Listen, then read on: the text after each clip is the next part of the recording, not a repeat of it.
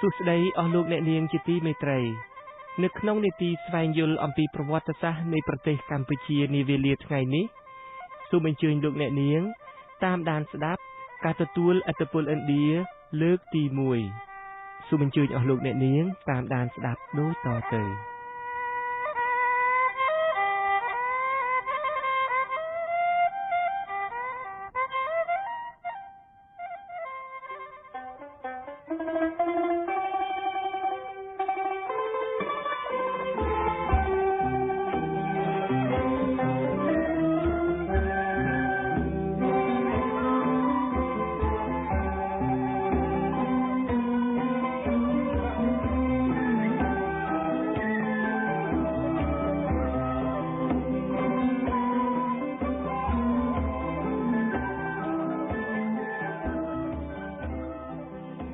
ក្នុងរង្វង់សតវត្សទី1នៃគ្រិស្តសករាជជនជាតិខ្មែរ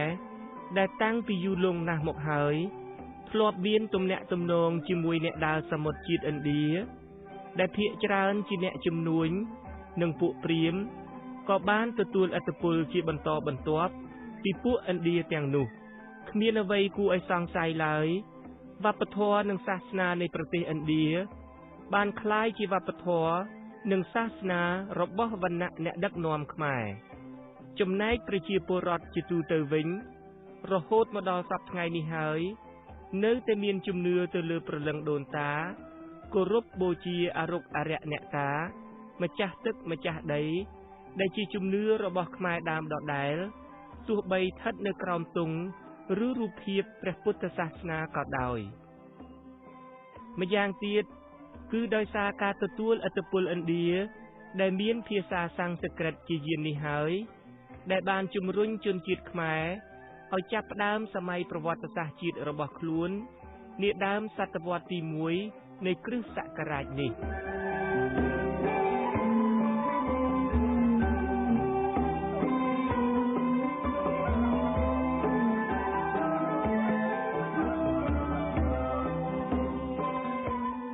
ការធ្វើដំណើរដែលកាន់តែរីកចម្រើនឡើងជាលំដាប់របស់ជនជាតិឥណ្ឌាមកកាន់តំបន់សវណ្ណភូមិនេះដើមហេតុសំខាន់គឺការមកធ្វើជំនួញជួញដូរខាងសេដ្ឋកិច្ចពីដើមឡើយពួកឈ្មួញឥណ្ឌាទិញមាសពីតំបន់ស៊ីបេរីដែលពួកទូចរធ្វើដំណើរដោយរទេះពីឆ្ងាយមកលក់ឲ្យដោយឆ្លងកាត់តំបន់បាក់ទ្រីយ៉ានប៉ុន្តែប្រហែលជា2សតវត្សមុនគ្រិស្តសករាជដោយមានការរំជើបរំជួលក្នុងចំណោមជនជាតិផ្សេងនៅភូមិភាគអាស៊ីកណ្ដាលបានធ្វើឲ្យផ្លូវនេះត្រូវកាត់ផ្ដាច់ធ្វើគមនាគមន៍តទៅទៀតលែងកើតក្រោយមកគឺនៅក្នុងអំឡុងសតវត្សទី1នៃគ្រិស្តសករាជពួកឥណ្ឌាក៏ធ្វើដំណើរបែរទៅទិសខាងលិចហើយបានទិញនិងដឹកជញ្ជូនមាសពីពិភពរ៉ូម៉ាំងក្នុងនោះមានទាំងកាក់មាសដែលគេបានរំលាយហើយបោះពុម្ពជារូបិយវត្ថុជាប្រាក់ដាក់ឲ្យប្រើប្រាស់នៅក្នុងចក្រភពរ៉ូម៉ាំងថែមទៀតផងប៉ុន្តែមិនយូរប៉ុន្មានព្រះចៅវេស្ប៉ាសៀងឆ្នាំ6979នៃគ្រិស្តសករាជនៃចក្រភពរ៉ូម៉ាំងនេះបានចេញបញ្ញត្តិហាមឃាត់មិនឲ្យនាំមាសចេញដែលជាប្រការបង្ខំឲ្យពួកឈ្មួញឥណ្ឌាស្វែងរកប្រភពទិញមាសពីកន្លែងដទៃផ្សេងទៀតទីបំផុតពួកនេះក៏បានធ្វើដំណើរបែរមករកតំបន់សវណ្ណភូមិនេះ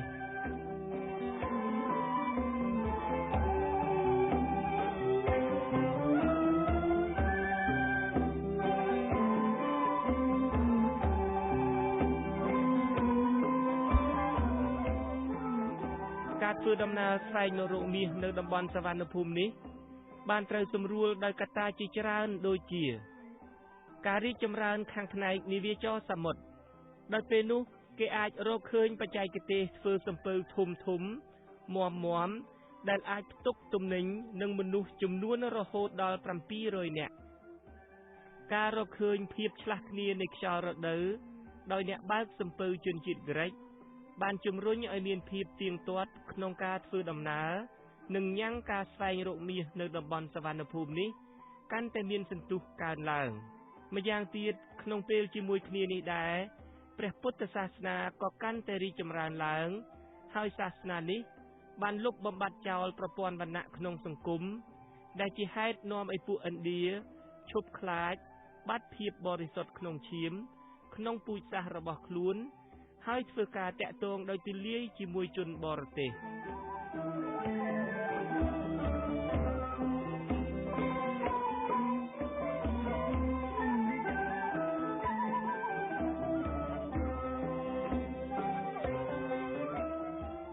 ក្រោយមកពួកឈ្មួញឥណ្ឌាទាំងនោះ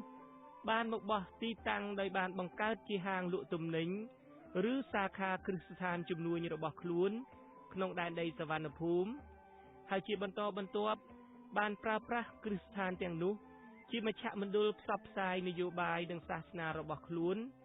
ហើយបានជះឥទ្ធិពលយ៉ាងខ្លាំងទៅលើពួករដ្ឋរាសីគឺជាជនជាតិម្ចាស់ស្រុកមិនត្រឹមតែប៉ុណ្ណោះទេដើម្បីពង្រឹងនិងពង្រីកឥទ្ធិពលរបស់ខ្លួនពួកនេះបានរឹតចំណងចងស្ពានមេត្រីរៀបចំអាពាហ៍ពិពាហ៍ចម្រុះជាមួយពួករដ្ឋរាសីម្ចាស់ស្រុកដើម្បីបង្កើតចំណងតាក់ទងជាគ្រួសារយ៉ាងជិតស្និទ្ធថែមទៀតផងជាក់ស្ដែងគឺអាពាហ៍ពិពាហ៍បែបនេះហើយដែលបានបង្កើតឡើងនៅសន្តតិវង្សដំបូងបង្អស់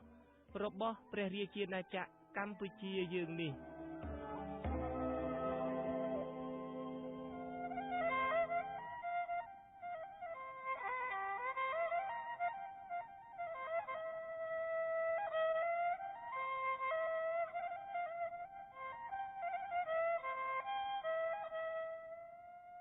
លោកអ្នកនាងទើបតែបានស្ដាប់ការទទួលឥទ្ធិពលឥណ្ឌាលើកទី1នៅសប្តាហ៍ក្រោយសូមអញ្ជើញលោកអ្នកនាងរងចាំស្ដាប់អាណាចក្រនគរភ្នំជាបន្តទៅទៀត